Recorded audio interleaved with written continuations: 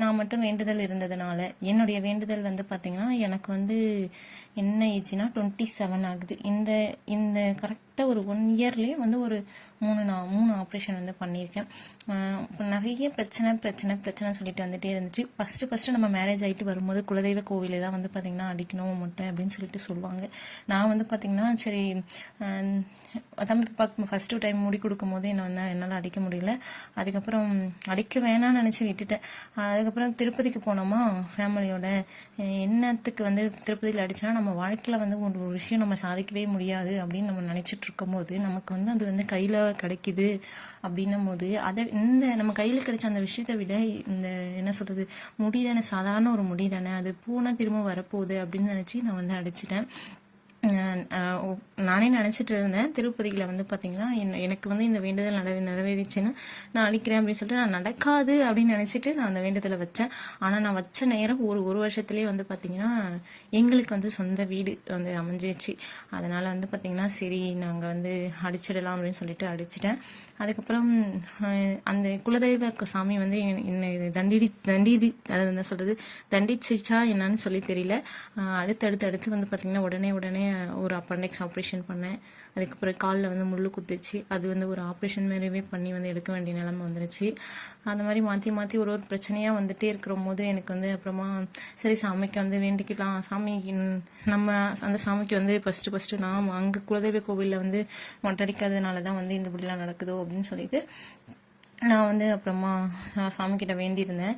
இது நம்ம எப்போ வேணால் அடிச்சிருக்கலாம் தான், பட் இருந்தாலும் நான் வந்து இப்போ தானே நம்ம உடனே அடித்தோம், நீட்டாக வளர்த்துட்டு திரும்ப அடிக்கும் போது நமக்கு வந்து என்ன சொல்கிறது கஷ்டமாக இருக்கும்ல. அதனால சரி இப்போவே நம்ம வந்து போயிட்டு அடிச்சிடலாம் அப்படின்னு சொல்லிட்டு அடிச்சாச்சு. 2 சைட்லையுமே வந்து பார்த்தீங்கன்னா லப்பர் போட்டு தான் வந்து அடிச்சு விட்டாங்க.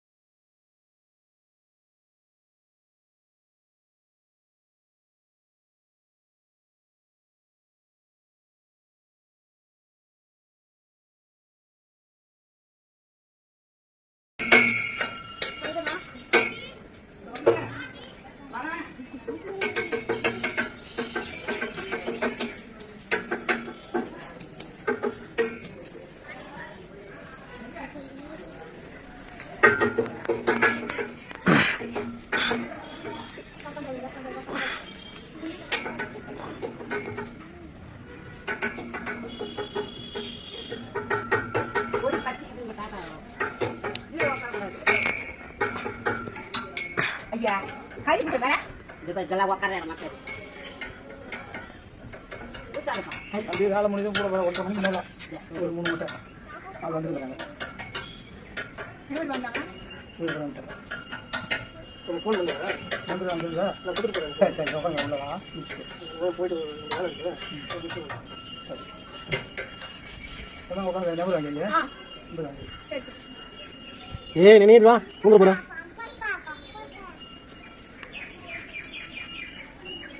யார் இது? அம்மா. அம்மாவா? யாரும் உங்களை மட்டும் வச்சுக்கமா? ஏமா வச்சுக்கோமா உங்களை மட்டும் வச்சுக்கலாம். அழுவியா? சரி யோகேஷ் வச்சுக்கலாமா? யோகேஷ் பண்ணுறீங்க? யோகேஷ்க்கு அழுவானா அவனா? சரி மொட்டை அடிக்கலான்றா பாப்பா உனக்கு என்ன பண்ணுறான்னு பாரு. யார் காலையில் அந்த கையில் அழுத்துணுங்க? Siapa? Mana? Kita apa? Yang kayak itu apa yang kayak itu? Mana kita perlu ada komisi. Ada mulai ada. Ada apa tidak? Kalau kan kita ikut orangnya. Mana betul? Macam cara? Ini apa? Ini film untuk apa? Sudah kita kasih kan? Ada rasa. Apa lagi? Oh.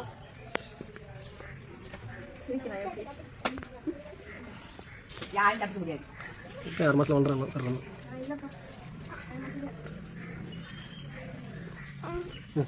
வேறு தேர்க்கு என் கால் நைனிக்கா இல்லை கட்டி நைனிக்கா சூடு சூடு நானே ஏங்க வா